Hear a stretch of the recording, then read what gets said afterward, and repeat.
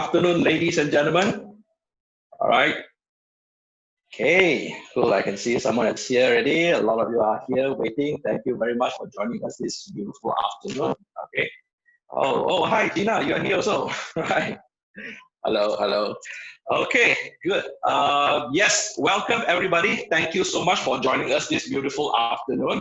Okay, let us start off with our sessions here. First and foremost, I would like to say from the bottom of my heart, thank you so much for all the supports from all our students, practitioners, and also all our supporters around the globe here for enable us to achieve this 10,000 likes on our Facebook page. Yeah. So for those who haven't liked our Facebook page, please log on to our Facebook page at Seed Kung Fu. Yeah, SEED Kung Fu in one word, of course. Please contribute a like so that you can stay updated for all our latest updates over there. All right. So thank you very much again for all the great supports. So I promise that I will provide a lot of useful information and also more tips and tricks in the near future so that it will benefit everyone that follows the page. Thank you so much again. All right, just in a nutshell, what we are going to do for the next 1 hour today, of course, I'm going to introduce some exercises, what is our practice in our Wing Chun classes, and also how our main approach or the concept teaching that we are about to go through over here. All right, so I can see that a lot of us are actually not turning on their camera. So I would really appreciate that if it is possible, please turn on your camera so that I can at least see what you are doing there, because we are going to do a lot of exercise later on, yeah, so that I can help you to monitor what are the things that you might need to correct during the exercise, okay? So you can mute the mic, is fine, but if it is possible, try to turn on your camera so that we can do this together, okay? Cool, thank you so much. All right, so may I know from all of the participants who actually joined us now in the chat room, any one of you who had practiced Wing Chun before this, okay, or practicing now? Any one of you are practicing Wing Chun now? You can just type in yes on the chat room over there. If you're practicing Wing Chun now or you used to practice Wing Chun before, please type in yes on the chat room so that I can see how many of you are actually a Wing Chun practitioner at the meantime. Okay, just contribute, just type yes if you're practicing Wing Chun now. If you don't, it's okay, just type no over there on the chat room. Okay, so that I can see how many of you are practicing Wing Chun so that I can focus more onto what are the requirements for the next 1 hour. So if there's a lot of you are actually Wing Chun practitioner, then we will go more into details about advanced practice. If there's a lot of no, then I will probably go to a very at the entry levels of the explanations of the details, yeah? So please type in yes if you're practicing, no if you don't practice Wing Chun or you haven't practiced Wing Chun before. Okay, let me see, one yes, one no, second yes. All right, okay, a few of us are yes, and some of it are no. Yes, solo training, okay, cool, yes, okay. All right, so a few of you are practicing Wing Chun. Okay, fine, no worries about that, okay? So don't worry, we are going to just go through the exercise, right? Okay, now first and foremost, what is actually the approach or the core concept or the guiding principle, I would say, in our Wing Chun class, okay? For those who are not learning Wing Chun all this while, okay, let me just give you a brief nutshell of what is this Wing Chun session is all about. Now, since the pandemic of the coronavirus lockdown, our students in our physical class are not able to attend to any physical class anymore. So that's why the class has been converted into an online training, which is what we are doing right now. Okay, so the session will actually consist of the following of the seed concept itself. So what is the seed concept? Just a very quick one. So it's called SEED, SEED. So whatever things that we're doing now, we're actually following the seed concept system. Okay, so what is this seed concept system in a nutshell? Just a very quick one. Okay, seed is actually an acronym towards our core principle practice. All right, so what is the seed means? S means simplicity of approach.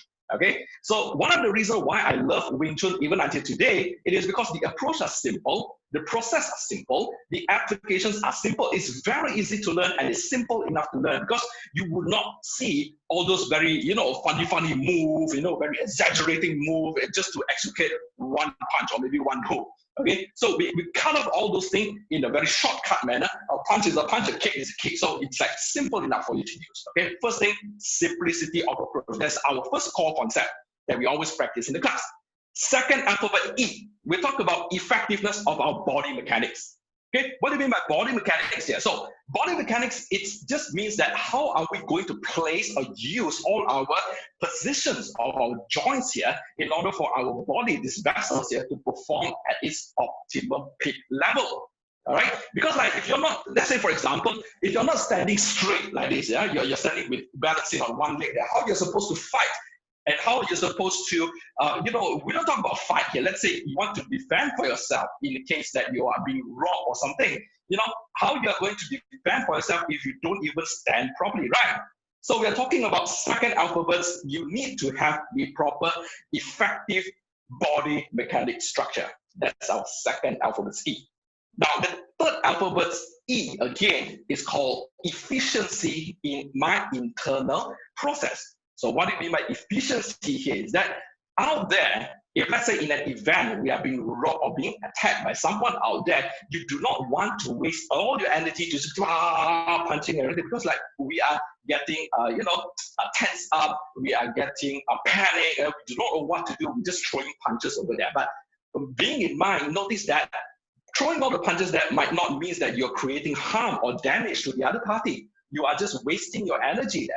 So in our third E there, we need to make sure that each of our movements there, you do not want to waste any energy, and make sure that each of the moves that you would like to execute, it is efficient enough for you to at least buy some time so that you can escape from danger at the particular moment of time. That's our third E.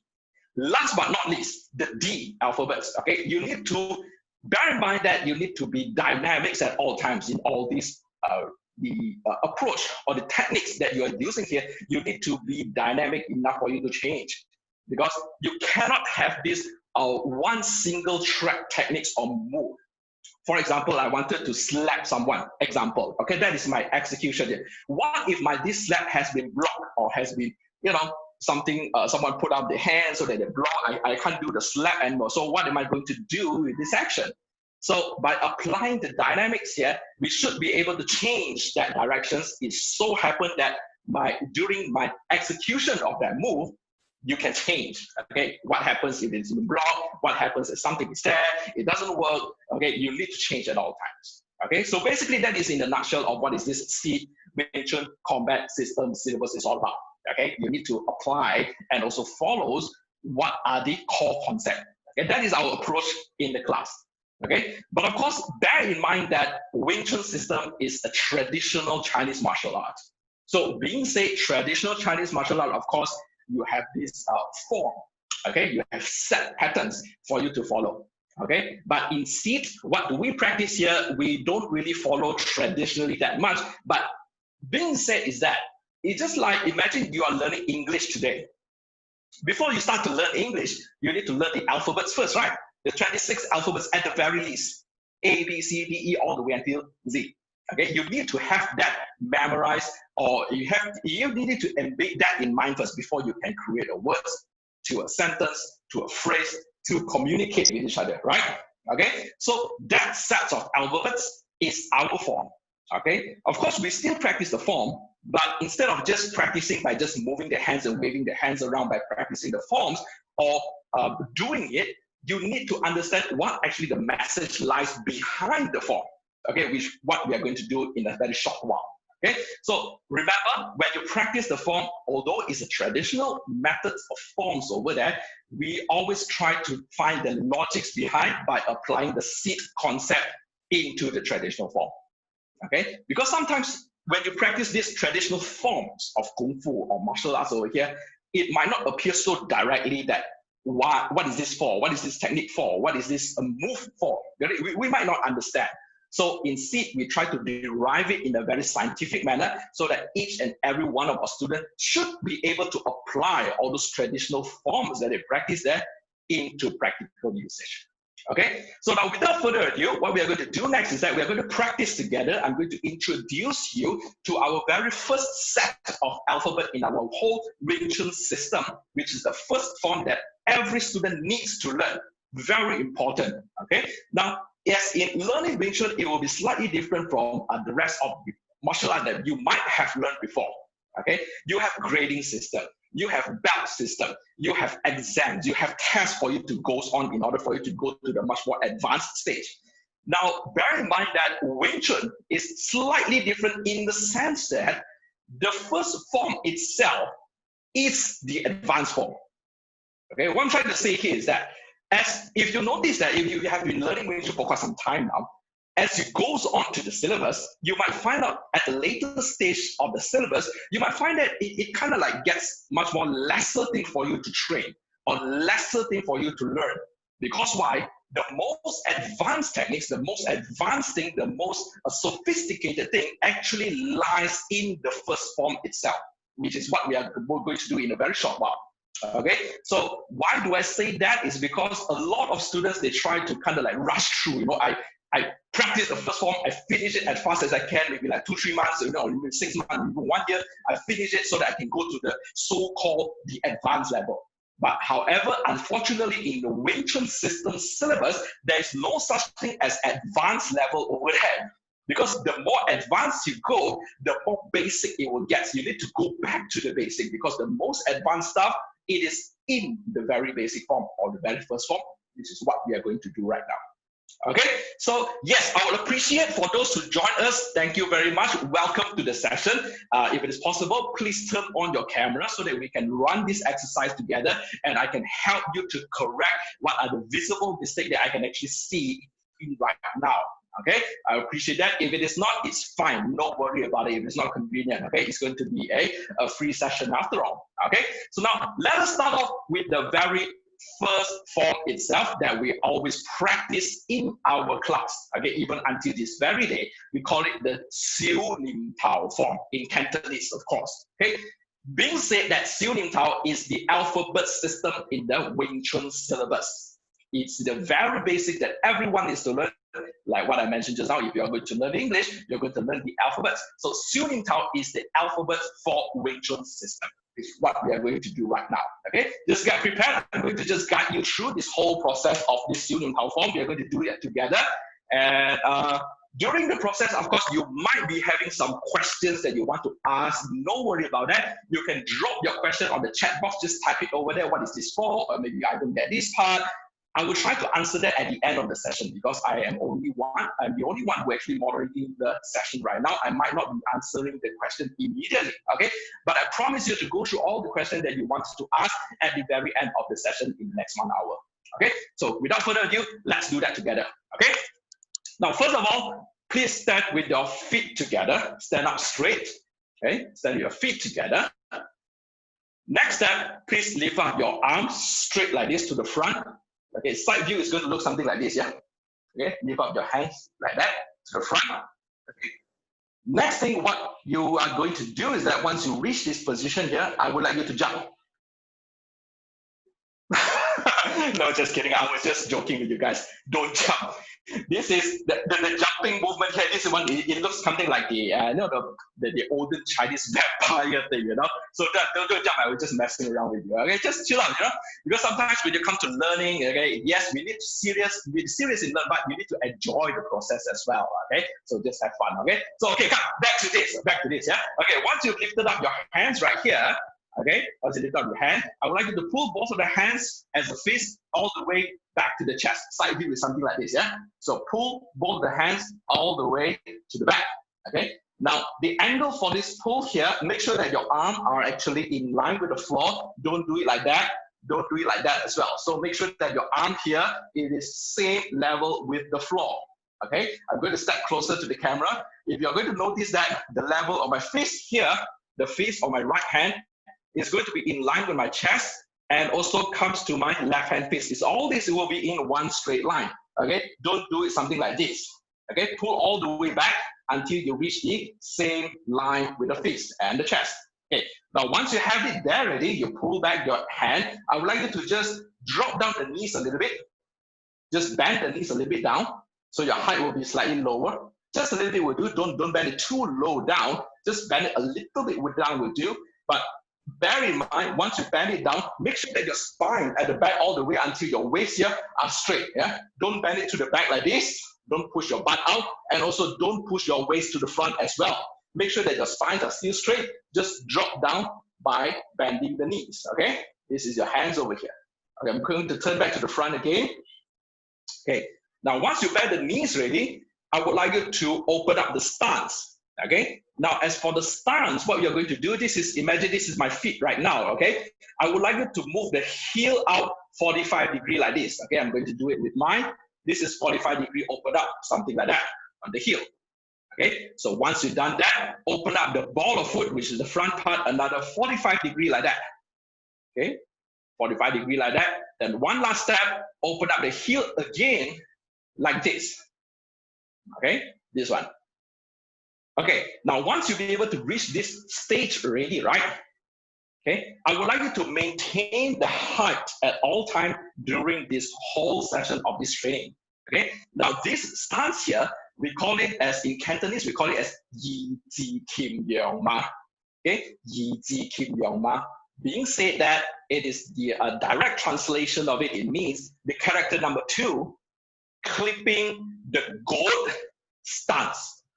Okay, so why is such a name? I can actually explain that later on as well, because you need to know why you have been given such a name so that you know how are you going to use this thing later on. Okay, but bottom line for this particular stance is very simple. Okay, why they call it in such a manner? I used to ask this question to my teacher before, why you call character number 2? Why you don't call it character number 3? Why not 4? Why not 5? Why you need to clip the goat? Why you don't clip a dog, a cat, a rabbit maybe? Why goat? There must be an explanation why, okay? Now, just to answer to that question first, yeah? Why it has been given such a funny name? Because during the olden times, the teaching method was not so scientific until today, whereby the teacher will just tell you that I'll just stand there roughly about the size of a goat, because they won't tell you like how many meters you need to open it, how many centimeters you need to have a distance of this. They won't tell you. No one is going to tell you that. So that is the rough rule of thumb that has been practiced during the olden days. Now, what does it mean by character number 2 here? If you understand how to write the character number 2 in Chinese, it is actually 2 parallel lines, one shorter line at the top, one slightly longer line at the bottom. That's the character number 2 in Chinese writing. And how does it relate to our stance here? If you notice, if you look from the top, right, your top view of your own feet here, okay, this is how it looks like, okay, top view. Now, in between your toe to your another toe, your left toe to your right toe here, this is the line that you have created, okay? Then at the bottom, from the heel to your another heel on the right, that is another line that you have formed. So eventually, this is kind of like gives you the character number 2, which is in the Chinese writing. So the shape itself is character number 2. So that's why they call it character number 2. And why they say clipping the goat? Why not mouse? Why not cat? Why not dog? Why is it goat? It is because the space here in between your leg from the knees bottom, knee downwards, yeah, this is roughly a size of a goat, a small goat, I would say, I presume. Okay, so a size of a goat doesn't come like this.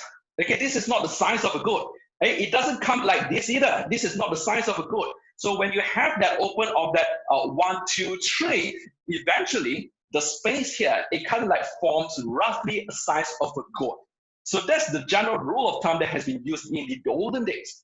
But come back to the recent days now, what is this stance is going to do for us is that you would like to achieve the distance of your shoulder width. Okay, notice that if I'm going to face the camera right now, the distance between my toe here are actually the distance of my shoulder. We don't go anything exceeding our shoulder width like this because we can't move. It is not viable for you to stand like this in a fighting stance because it's difficult for you to move. And it is not viable for you to stand anything narrower than your shoulder because it's not going to be balanced. Okay, so that's why when you open that 1, 2, 3 just now, it is basically the width of your shoulder. As simple as that. Okay, so you see like the difference between the traditional approach, they tell you all the grandmother stories over there. Of course, that was the approach.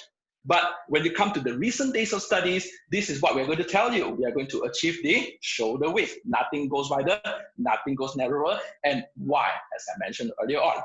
Okay, so we're going to use the same approach throughout the whole form. We're going to continue from here.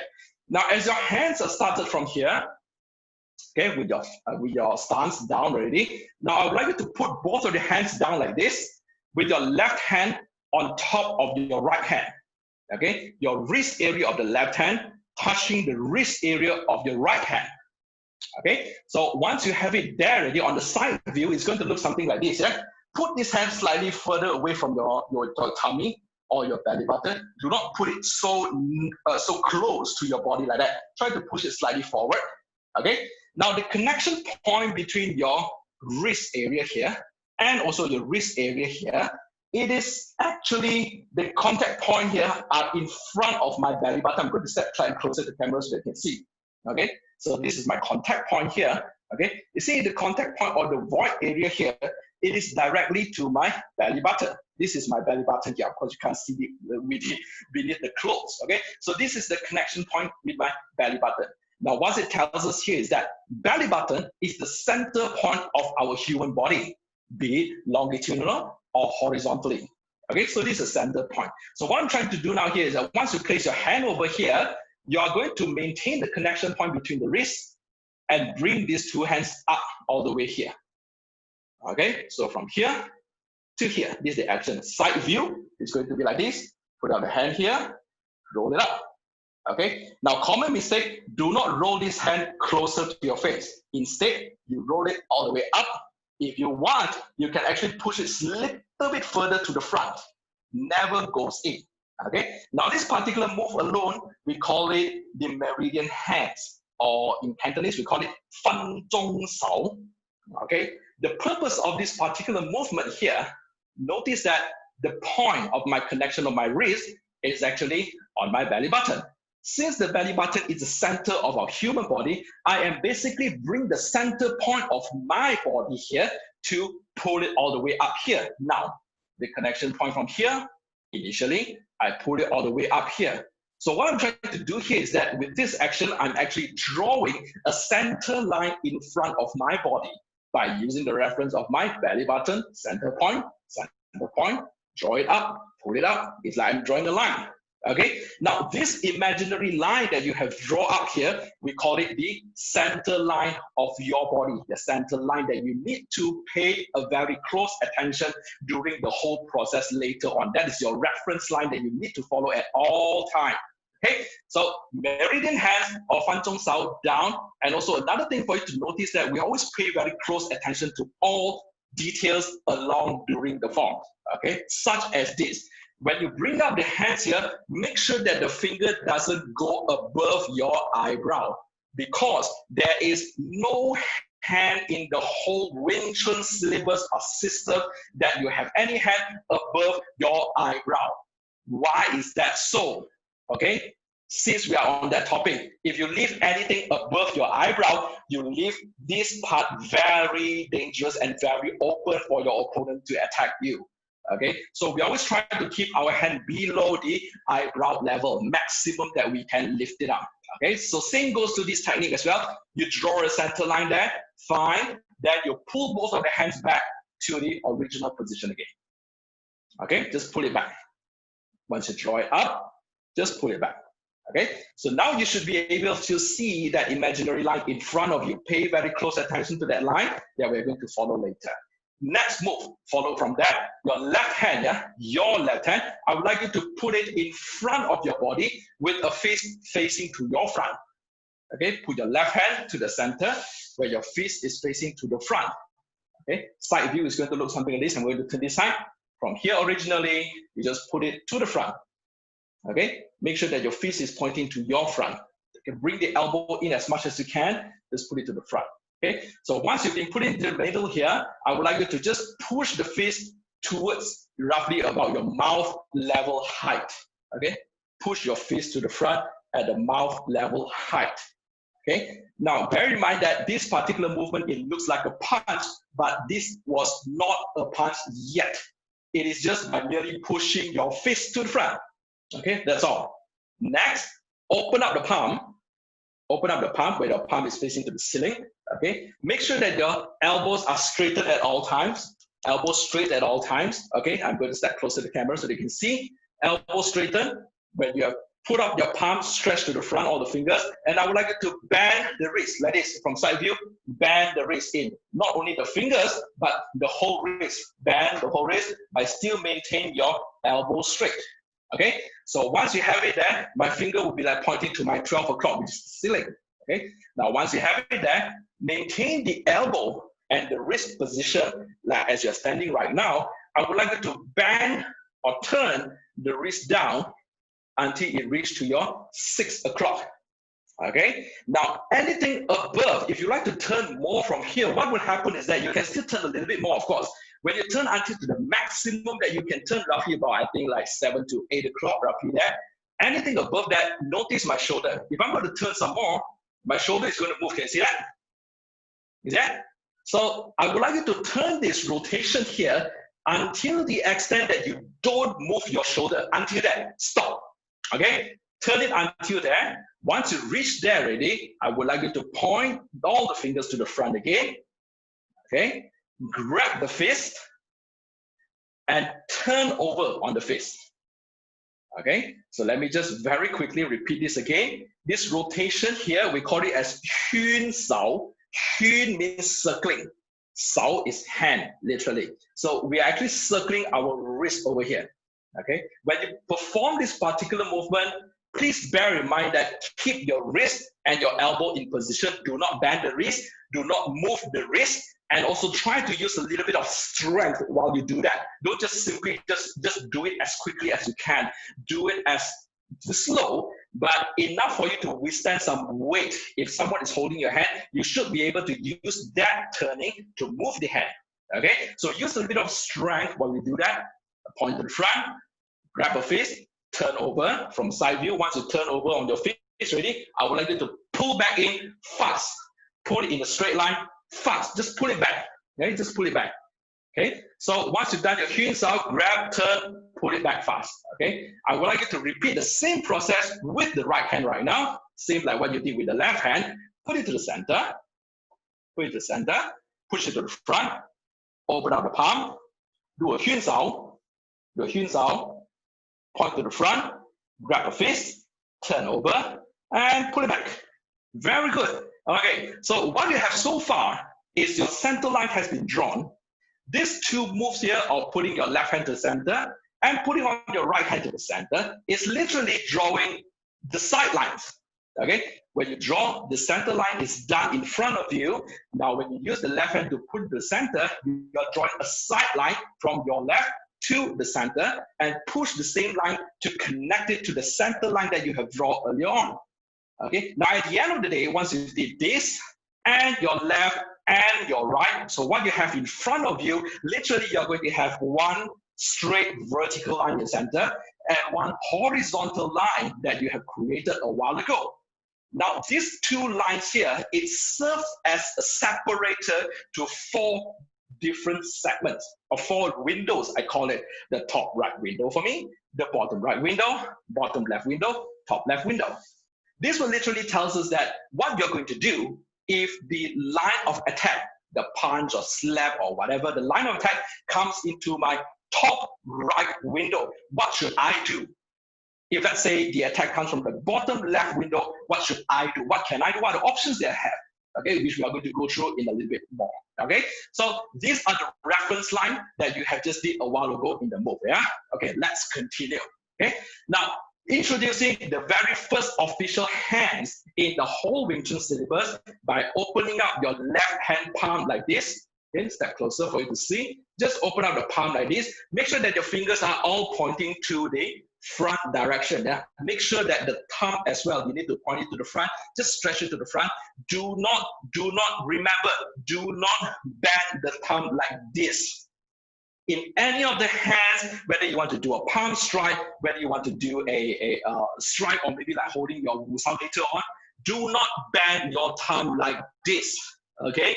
Why is that so? Of course, when I say straighten the thumb, doesn't mean that you need to do this. Okay, don't open this like this as well. You need to close the thumb so that it will be together with the rest of the fingers here and pointing in one direction. Never ever pull the thumb in like this. Okay, why? Okay, very simple. Imagine all these fingers you're stretching to the front. Okay, suddenly you use your thumb to tuck it backwards. It is just like when you're driving a car, you're pressing on the accelerator, on the gas, at the very same time, you are pressing on the brake as well. So where the car will go, yes, it will still go to the front, of course, but in a very resisted manner, because you're pressing the brake at the very same time. So same goes to the finger as well. If you want to stretch to the front, make sure all the finger goes into one direction. Do not tuck the thumb back. Okay, so let's continue. Okay, left hand palms open. Okay, left hand palms open. Use the elbow of the left hand. Push the palm to the center line that you have drawn just now. Push the palm to the center line you have drawn just now. Side view. Okay, this is how it goes, right? Here, I open up my palm, push it up until I reach to the center line that I draw just now. Okay, your center line. Now, bear in mind that this hand here, I do not wish to push it above or across the center line that I have drawn. I need to follow exactly the line that I have drawn earlier on when you do this fan zhong sao or the meridian hands. Okay, so push it to the front. Okay, once you reach to the center line, it's fine. Continue pushing, follow the center line that you draw, continue pushing to the front, and the moment where you feel that the elbow are leaving the body, it is not touching your ribs anymore, pull the elbow in as much as you can, at the very same time, keep on pushing to the front. Okay, side view, bring it in, the elbow as much as you can. The moment when you leave the ribs ready, pull it in, and continue pushing to the front as you pull in the elbow. Okay, your end position for this particular move, it should actually end something like this, whereby the elbow leaves the tummy or the chest area here roughly about like 3-inch distance, roughly about that. Or a very quick rule of thumb is the size of a fist. Your own fist roughly is about that. It's just a rough estimation. 3-inch or roughly a fist distance. Okay, so now this particular move alone, you push it all the way until here. We call this hand a tan sao, which translated literally to the dispersing hand. Why it's being used for? Later I'm going to explain to you. Okay, this is a tan sao. You push it all the way up here. Okay, fine, done, very well done. Okay, once you've done this already, what you're going to do now is that I would like you to just relax, use the elbow and also the wrist, fix these two spots here in position. Do not move that. Okay, so tan sao has been done. I would like you to just rotate the hand again by doing that. Chun sao earlier on, remember that we did earlier on, just rotate the wrist down until maximum, that make sure that you don't move your elbow out and don't move your shoulder up as well. Rotate until the maximum that you can rotate, which is roughly about here. Then I would like you to point all the fingers up like this. Okay, side view is going to be something like that. This is the maximum bend that I can achieve with my wrist here. So from here, rotate and bring it up. This is a maximum bend that I can achieve with my wrist. Okay, side view is going to be like this. Okay, now there is one tiny little move here to achieve, to go to the next move. Okay, we call it elevating the wrist, or in Chinese term we call it okay, elevating the wrist. So what I mean by elevating the wrist here is that, notice this point of my bones here, this part of my bone here, I would like to push it to the front. Okay, to the front. So since this is the maximum push or bend that I can achieve with my wrist, I'm now going to push this point of my bone to the front like this. You see that? So this is a very small move by using my elbow to kind of like push it to the front at the very same time. Can you see that? When my wrist moves, my elbow need to move at the very same time as well. So now I have a better bend so that my fingers can point directly up to the ceiling. This is the angles that I would like to achieve here. You're going to feel a little bit of tense over the forearm area here, which is normal. Okay, so once you be able to turn the wrist, you elevate the wrist a little bit, and your hands will be in this position along your center line. Okay, side view is going to be like this. Okay, so in this position, what you're going to do, I would like you to take this whole part, this hand, the finger, the tip here, all the way until the elbow. This whole part, bring it slightly closer to your body by using the elbow to pull it backwards. Okay, it's going to look something like this. I just pull it backwards until here. Okay, so from front view, nothing much you can see. I just use the elbow to pull it backwards until here. Okay, now this particular move, we call it as wu sao. In English, we call it as the guarding hands. Guard, it's like security guard. They try to guard you with that. This is your wu sao. Okay, a lot of misconception comes to this hand as well. Wu Sao, do not bring it so close to your chest. Literally, when you bring your hands too close to your chest, if I'm going to just press your hand like that, your hand are dead. You're not able to use this hand anymore. Make sense? So the right distance for this hand, it should be at least here or to as far as possible. Okay, so since it's here, I bring it all the way back to here. Roughly again to that 3-inch distance is good enough for you to do it. Okay, so bring it back in. All right, so once you have it there, I would like you now drop or relax the hand like this. Just drop it. What I mean by relax is just shut off the whole hand. Don't use any strength to grab, grip any shape that you try to do with your hand. Just shut it off. All these hands are just like free. Just like free. But make sure that your wrist stays along that center line again. Okay. Now once you drop it down, okay, drop it down here. I would like you to push this wrist to the front.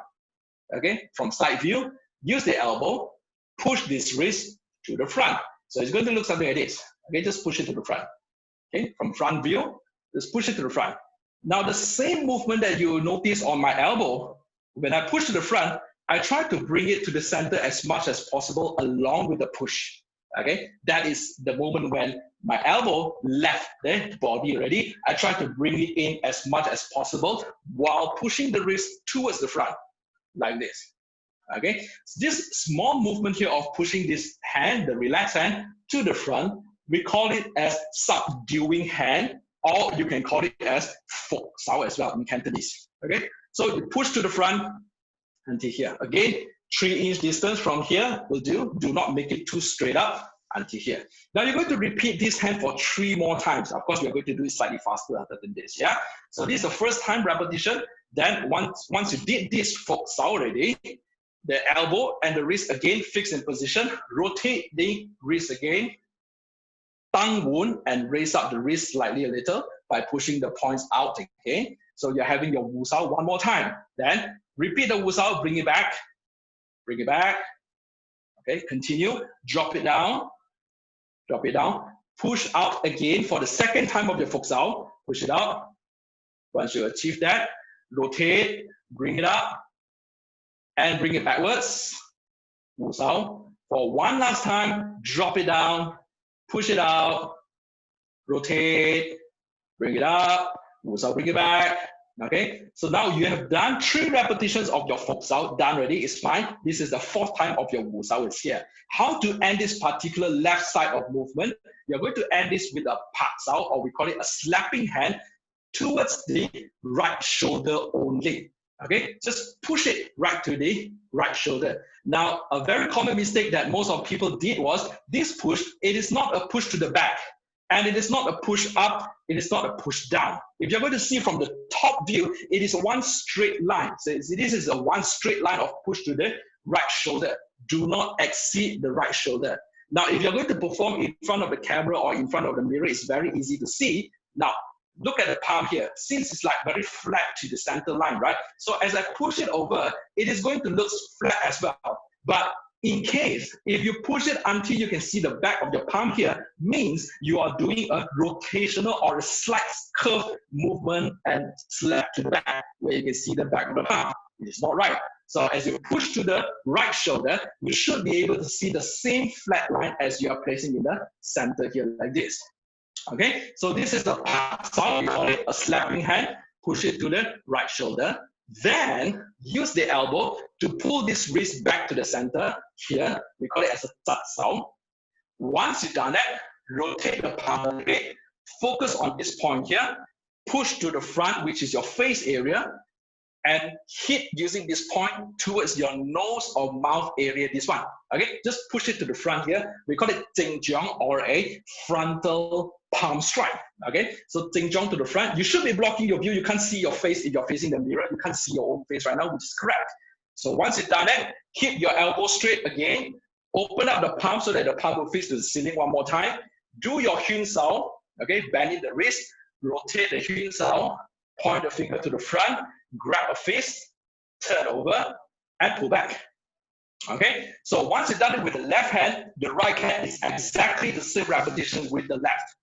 Okay, now you might be asking, why am I going to do it with the left and do it with the right one more time?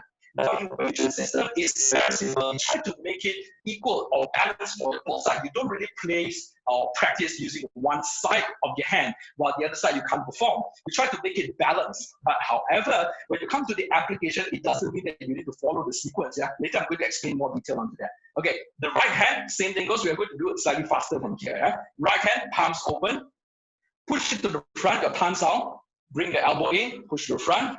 Okay, do your chun sao, circle the wrist, tang wun, lift it up, wu sao, bring it back, relax the wrist again, focus out for the first time, push it to the front, bring the elbow in. Okay, chun sao again, tang wun, bring it up, wu sao, bring it back, focus out, relax for the second time, push it out. Once you did that, circle the wrist, tang wun, wu sao, bring it back, relax, focus out for the last time, the third time, push it out, make sure you bring in your elbow, chun sao, bring it up, wu sao, bring it back, and you end it with a pak sao, zat sao, jing jiang, straight to the palm, circle the wrist, grab a face, turn over, and pull back fast. All right, so what you did so far, it was the first section in the whole Xiu Nim Tao form, which is in our alphabet system there. So bear in mind that this first sections here, we are going to do it slow. Reason is because there's actually a message hidden behind here, which a lot of practitioners did not really notice that.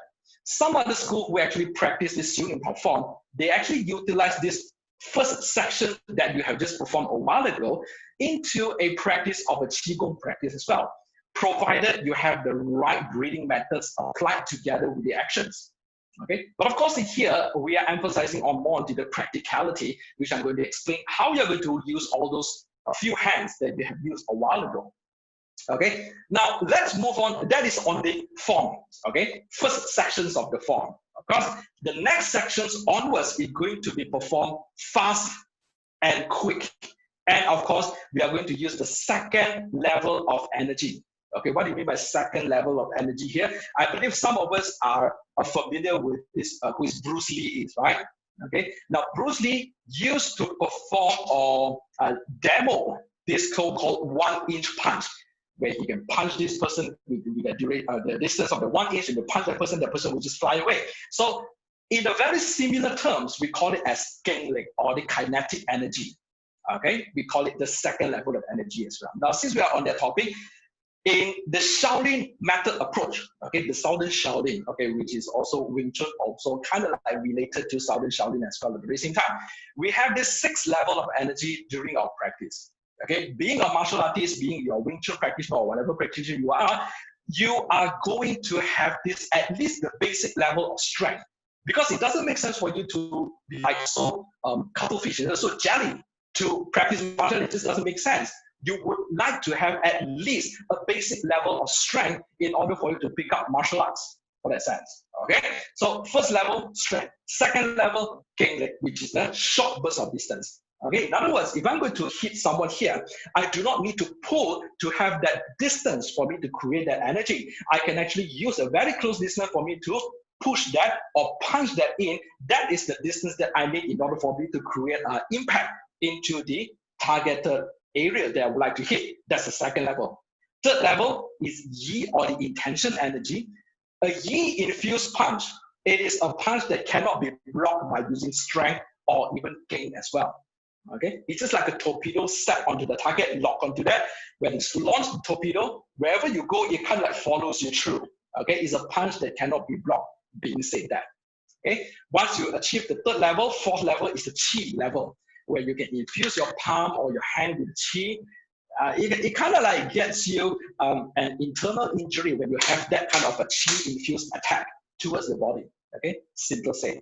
Next 2 level is going to be a little bit spiritual. I'm not going to touch about that. Of course, ultimately it leads to that. Okay, so some schools, they use this first set of moves that you have just practiced a while ago into practicing the third level of energy, which is the Yi Ning Lei. Okay, the intention energy also. You can practice that. Okay, so that's why for each of the movement in your practice just now, our normal advice to our practitioner and student, each of these moves, be it your Fok Sao push to the front, be it your Wu Sao bring it back, be it your Tan Sao push to the front, all these moves actually executed in within like at least 30 seconds to a minute time before you reach to the final destination that you're supposed to be. Okay, for example, your Tan Sao from here, you push until here. So from here all the way to the final destination that you're supposed to be, it is at least 30 seconds to 1 minute. Okay, that is being said that when you practice that particular movement there, it is not apart from just practicing the move itself. You need to make sure a few certain things here. First thing, the angles of your hand. Second thing, the directions of your force. Now, third thing, when you practice it slow, you can see where are your mistakes so that you can correct it. Indirectly, when you correct that mistake while doing it slowly, you are kind of like give your brain a message that this is a subconscious mind created habit. Okay, so the more you practice this, the more it will become a habitual hand so that you can use it immediately. Because when you are under attack, let's say we are under pressure, we're under stress, someone is pointing a knife at us right now. Of course, we're going to panic. So when you panic, you won't be able to remember what you have did in the class. This is section number 1, section number 2, what move. You're not going to remember any of those. So how are you going to make sure that you'll be able to use all this hand that you have practiced in the form? It is by making all these into a second habit, into a reflex. Okay. Say for example, today you're standing in front of the screen. Let's say I'm in front of you right now, and I'm going to give you a slap immediate power. So your reflex will tell you that, don't hit me. Am I not right? So this you don't need to learn. Your natural reflex you don't need to learn. Everyone has that. However, in Wing Chun, our intention, you see, when you use your reflex into avoiding yourself from being hurt, you don't need to learn that. However, bear in mind that you still get hit on the hand, right? When someone hit you, you try to block, you still get hit on the hand. So what I'm trying to do here is that instead I go and block it, why don't I just change this movement into my hit? You get what I mean?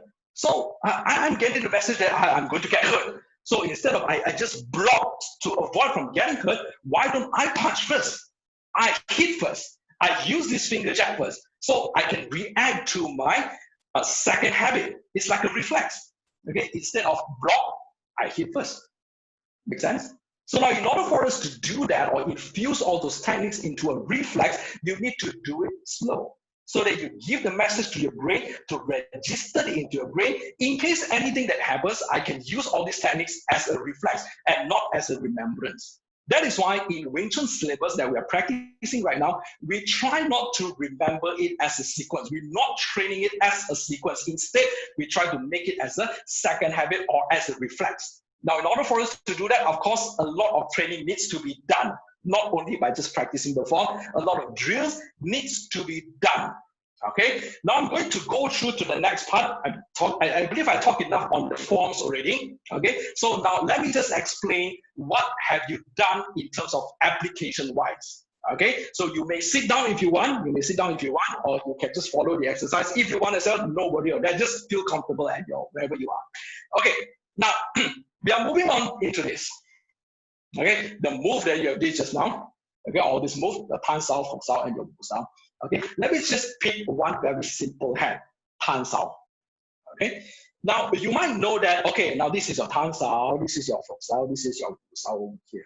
Okay, sometimes when you come to applications, it might not be so directly seen in the form that is how it has been used. Because there is no such thing as when you are being attacked out there, you're going to perform the whole set of things that you're going to practice before someone can hit you. It just doesn't make sense. So you might need to just maybe use one particular hand for you to defend for yourself and just run. Okay, so when you come to the application, I'm just going to show you one very simple example, this Tan Sao. Okay, a lot of people have this misconception of this hand. Okay, what is this hand for? Okay, a Tan Sao means that you try to disperse the energy, disperse the attacking line. Okay, say for example, okay, I'm just going to use this as a very simple example. This green color noodle here, imagine this is as a punch, someone punching me, okay, to my chest, for instance. Okay, now of course, when a line comes towards my center here, okay, I can use a lot of options such as that. Maybe I move around, maybe I use the block, or maybe I can kick them, or whatsoever. Now let's talk about how does it relates into the form that we have practiced just now, okay, by doing your tan sao, this particular dispersing hand here. Now this tan sao, of course, bear in mind, it is an external hand. So what do I mean by external hand here is that when you place your hand like this, okay, let's say this is my right hand. I'm placing my hand like this. I'm going to use this tan sao only for any threads that come from my outside. This is my outside here. And this is my inside. Okay, this is my inside. This is my inside. Okay, so this hand serves like a separator between my outside and my inside. Now, tan sao is an outside hand.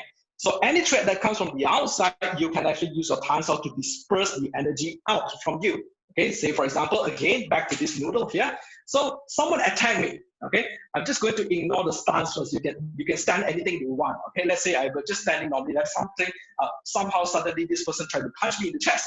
So what I'm trying to do here is that since my hands are down, so I can just put my hands up like this. So now notice that this tan sao will actually make this green color thing to disperse out from my center. Instead of pointing to my center here, the moment when I put the tan sao, the green color thing point to the side.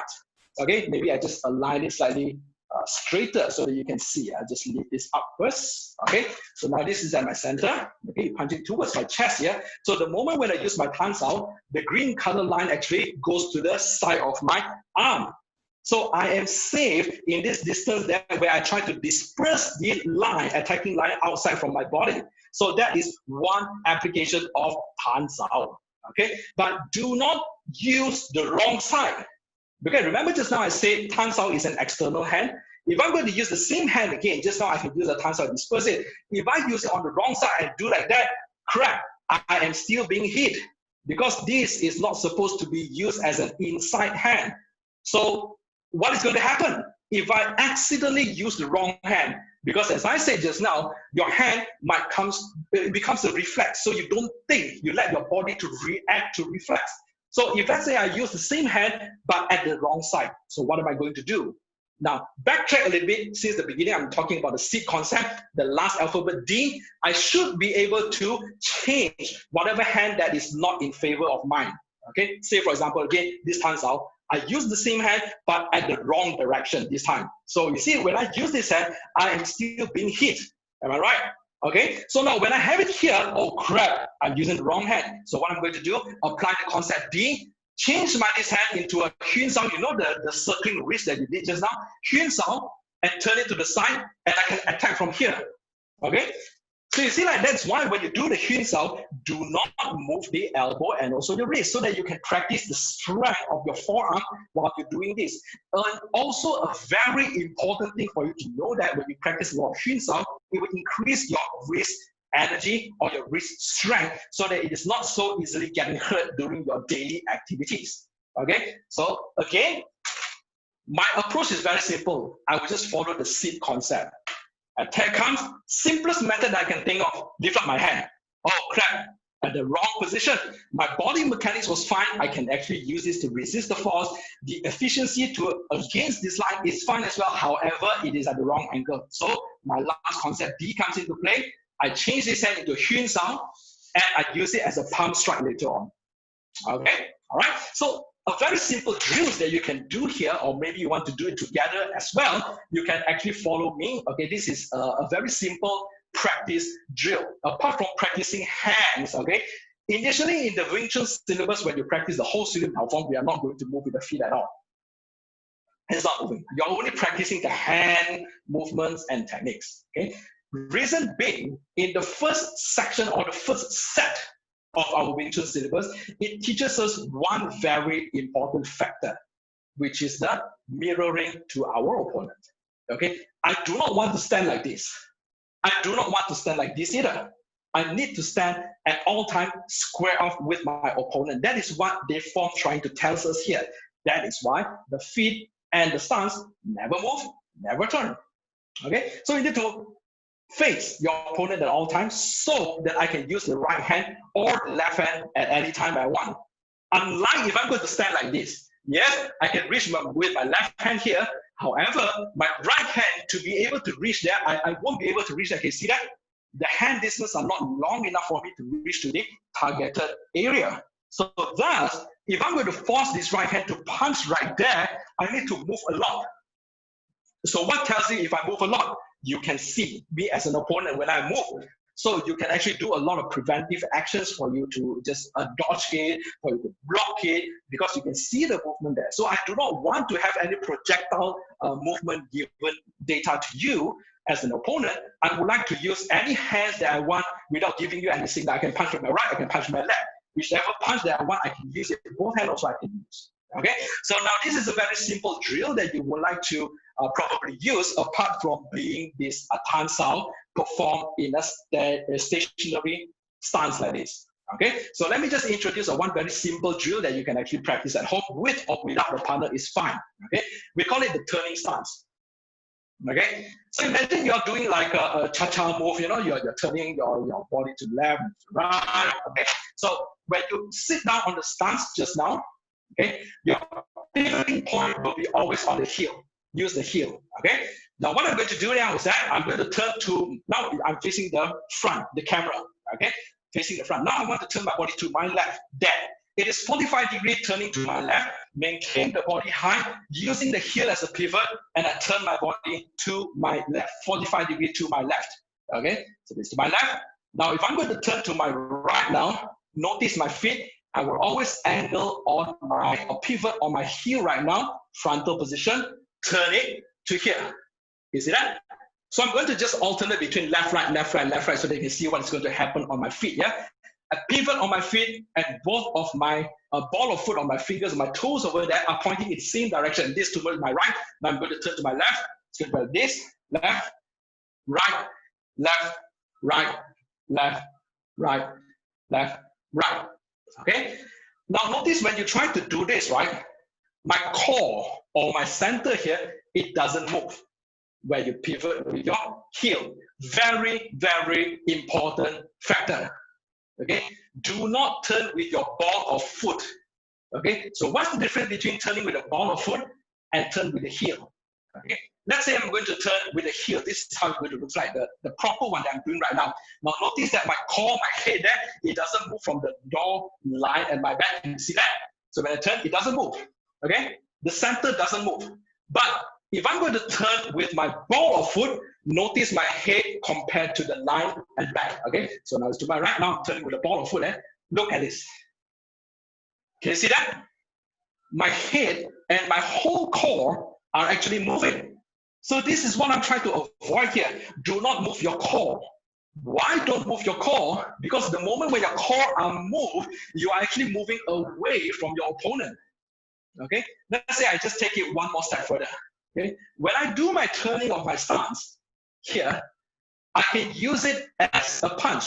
You see, when I turn it to my left, I use my right hand to punch. When I turn to my right, I use my left hand to punch. So this is also a drill that you can actually run and do it over here. So when I turn to my left, I punch here. When I turn to my right, I punch here. Left, right, left, right. Okay. So when you do this with a heel, your hands are extended at least another 2 more inches extra or that kind of reach. But however, if you turn with your ball of foot, it's going to be different. Okay. Look, I'm going to just angle the camera right at my punching pad so that you can see. Okay, so if I'm going to turn with my heel, okay, I can reach there.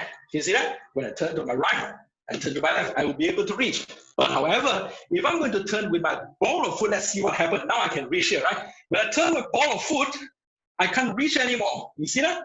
When I turn my ball of foot, I can't reach anymore because I'm moving away from the target. So same goes when you do the drills.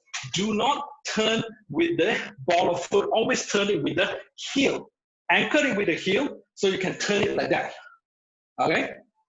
So go back to the same tan sao thing that you had just now. When you use the tan sao, you can actually incorporate this turning stance into your tan sao practice. So what you can do here is that when you turn to your right, my right here, I'm using my right hand as my tan sao. Remember, the tan sao is only putting in front of the body here. It doesn't go to the side. Yeah, it's always in front of the body. As you turn to the right, use the right hand to do a tan sao from here. Then turn to the left, tan sao from here. return to the right, turns out from here, turn to the left, turns out from here. But I'm going to add on a little bit more. When I do my turns out with my left hand, turn to my left, I'm using my right hand now to do a punch. Okay, so this is a two hands continuous and be performed together. Okay, front view again. Use your heel again to pivot it. Now I'm turn to my left, use my left hand as a turn out, right hand as a punch to the front. Okay, now I'm going to turn to my right now. I'm going to change my punching hand to a turn out, and my left hand turns out here to a punch like this. Is that? So I'm going to do it a little bit faster. So I'm going to turn to the left, right, left, right, left, right, left, right. Okay, so what is going to happen here is that if, let's say, again, I'm going to use this green color thing for just having a very quick, easy demonstration. Okay, now imagine this is a punch. Someone is punching me. This is the target of that punch. Okay, now apart from being hit in my chest here, so when I do my drill just now, when I do my turns out, I do not want to just disperse the line outside from my body, because ultimately I want to hit. I do not want to waste that movement here because I still have my left hand here. I use my right hand, turns out to disperse the line, and at the same time, I use my left hand to hit. So this is what the move is for. You do a turns out, disperse the line, and hit at the very same time. You do not want to waste any of the hands. One hand that you block, the other hand you hit. One hand you block, the other hand you hit. So you do not want to waste any movement there. So it's quick. When someone tries to punch you here, immediately you do a turns out and hit. Do a turns out and hit. When you punch from there, do a turns out and hit. Turns out and hit. So it is a very close quarter combat. It happens very, very fast. You do not want to pull back your hand and punch again. It's just too slow again. You see, like when you use a turns out from here, you see, I've been hit. I use a turns out. If I'm going to lift up my hand and punch back, before I can punch with my right hand, I'm being hit again because this is the direction lead to me. So the moment when I turns out and disperse the line, immediately I want to hit with the other hand, which is free. So that is the usage of Wing Chun. It's simple. You do not want to do any extra unnecessary move to just turn it away, move it away, just to press it down and do that, just to do that one punch. No, a punch is fine, a kick is a kick. As simple as that. Okay, but of course this is just a very brief drills that you can actually practice apart from doing the form itself. Of course, the form a lot more details that I would like to share with you, but due to time constraint, I don't think I can share everything. Okay, it's just only 1 hour. But just to give you a very quick overview picture, so how does the session is being conducted? Okay, so in our online class, what we do is that it's something less similar to what we have did a while ago. We're doing the form. We explain about the details of the form, we tell you why and how it's being done, and introduce the application drills over there so that you can apply it, not only doing the form as in waving the hands like that. There's no point only waving the hands. I can wave my hand out all the day at once, but do it with a purpose behind. Okay, as I mentioned just now, the hand movement might not turn out to be as direct as it seems. Okay, sometimes like this particular hand here, folks, so what you can do with this hand, it looks like a retarded hand, like those, retarded hand. Okay, how can I hit with this hand? But yes, with the correct angle and the correct approach, this hand, you can use it as an attacking hand. Okay, even guarding hand as well. Why you are going to do it here? Why not do it here? Why not do it there? Why you need to have it here? There is a logic explanation of all of those things. All the very fine detail, each and every movement, there will be an explanation why you need to do that. Okay, I believe some of us already practiced Wing Chun before. Sometimes like when we practice Wing Chun, we are a little bit too over ambitious and try to do all the forms available, try to expose to all the techniques available. But however, you're missing out one very important point here, as I mentioned before. The most advanced techniques lies at the very first form itself. Don't miss out any details from there. Okay, all right. So if you would like to know more, of course, feel free to give me a call, contact me, just PM me or whatever. I would like to just let you experience. This is how our class will be conducted. There's always a scientific explanation of why behind each and every details. Okay, for those who are interested, we are actually opening up a new Wing Chun class coming soon next month. Okay, you can just PM me, then we can arrange a schedule for another class like this, okay, in a much more detailed manner. And of course, learning is an ongoing process. It's not a one-off goal. So this, even though it's a 1 hour free session, I hope that in this 1 hour, you kind of like get at least some rough picture on how our approach are.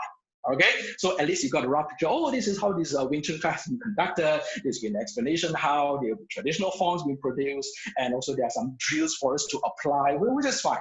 Okay, so if you like to know anything more about that, please let me know. I will help you into explaining as much as the best level as I can. Okay, I'm going through some questions on the group chat here. Shaju was asking, how is the finger position? Is it high or free or close finger touching each other? Okay, very good question. When you do all this movement here with your Tan Sao or even your Wu Sao over here, right? The fingers are relaxed, but not to the extent of jelly. Okay, it's relaxed, but it is enough for you to point to a certain direction. Be it you want to, I would advise you try to keep your finger closed instead of open like that. Okay, it is relaxed, but not to the extent of jelly. It is not to the extent of tensing up as well. Okay, it's not tensing up. And I would advise you try to keep it focused in one point by keeping it together. But again, it is not very stretched until you won't be able to move the finger. No, it is just enough for you to just keep it straight. That's all. Okay, so that's one question I saw from there. And any other question from there? Okay, yes. Okay, so this is basically just in a nutshell how does our Wing Chun class have been conducted. If you would like to know more, please log on to our website at www.seedkungfu.com. You can have plenty of information over there. If you would like to enroll for our online session, it is on the page as well as /online-learning.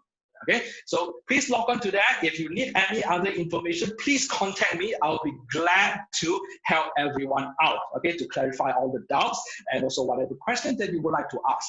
Okay, so until then, thank you so much for joining us in the last 1 hour. I hope you enjoyed the session as much as I did. Okay, so I tried to cram in as much as information as I can in this 1 hour, but unfortunately, time doesn't permit us to cover everything. So again, I say, if you have any questions, please contact me. Let me know so that I can help you out. Okay, thank you very much. Have a good afternoon, everyone. Take care, stay safe, stay home, and until next time. Thank you.